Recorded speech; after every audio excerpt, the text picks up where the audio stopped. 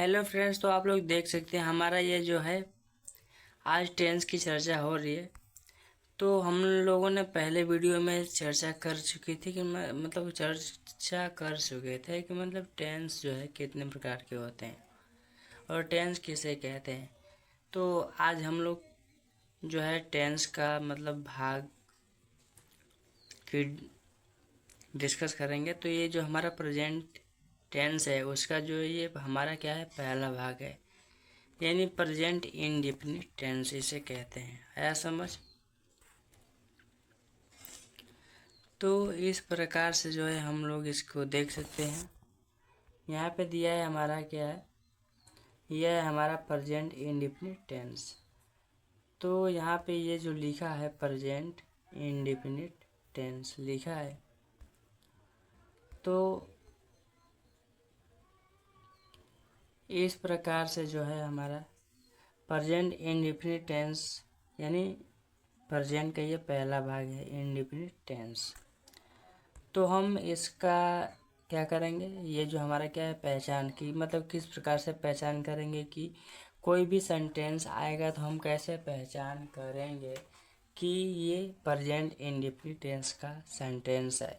तो हमने यहाँ पे देखिए पहचान करने के लिए लिखा गया है कि मतलब जिस वाक्य के अंत में जो है क्या आएगा, ता है, ती है, ते है, आता है, तो वो क्या कहलाता है, प्रेजेंट इंडेफिनिट टेंस कहलाता है। आया समझ? क्योंकि हमने पहले बताया था कि मतलब प्रेजेंट टेंस की पहचान कैसे करेंगे। तो प्रेजेंट टेंस में क्या आएगा, हमारा है आएगा, इसके बाद जो है हमारा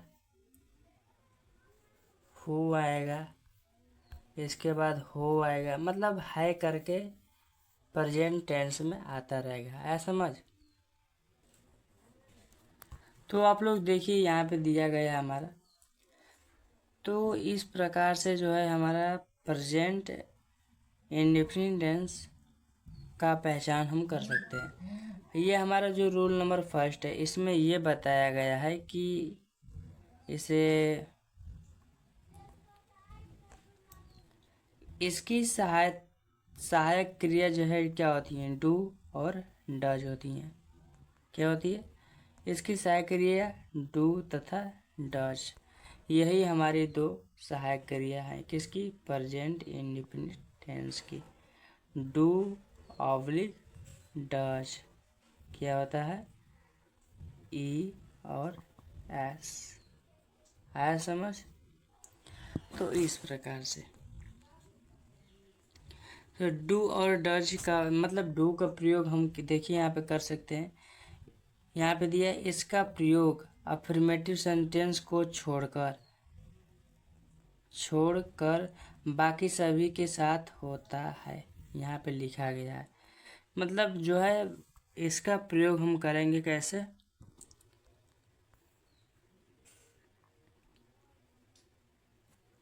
इसका प्रयोग जो है हम करेंगे मतलब अफर्मेटिव सेंटेंस जैसे हम पॉजिटिव सेंटेंस हुआ उसको हम छोड़कर निगेटिव में, इंट्रोगेटिव में हम डू और डज का यूज करेंगे। रूल नंबर 2 दिया है कि डू का प्रयोग बहुवचन करता जैसे में आई, वी, दे, यू, इन सभी के साथ जो है हम डू का प्रयोग करेंगे। जैसे ये प्लूरल सब्जेक्ट होते हैं, ठीक है, तो प्लूरल सब्जेक्ट के साथ डू का प्रयोग करेंगे। और डज का प्रयोग जो है एक वचन करता, जैसे ही सी इट तथा नेम के साथ जो है प्रयोग करेंगे किसका, डज का। जैसे डू का प्रयोग प्लूरल सब्जेक्ट और डज का प्रयोग सिंगुलर सब्जेक्ट के साथ किया जाएगा। ओके, नेक्स्ट हमारा रूल है, यहाँ पे देखिए आप लोग दिया है,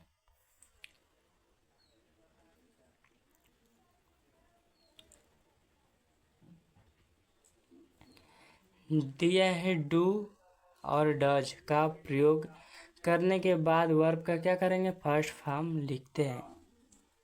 क्या करते हैं, डू और डज का प्रयोग करके वर्ब का फर्स्ट फॉर्म लिखेंगे। नेक्स्ट रूल है, इस टेंस में यदि वाक्य जो है, नेक्स्ट हमारा रूल है कि इस टेंस में यदि वाक्य अफर्मेटिव होता है तो डू और डज का प्रयोग नहीं होगा। ये हमने पहले बता दिया था, आया समझ। नहीं होता है।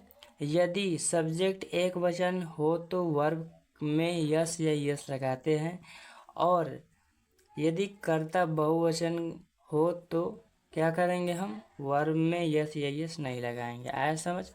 जैसे आप लोगों को हमने बताया कि डू का प्रयोग क्या होगा, मतलब प्लूरल सब्जेक्ट के साथ होगा।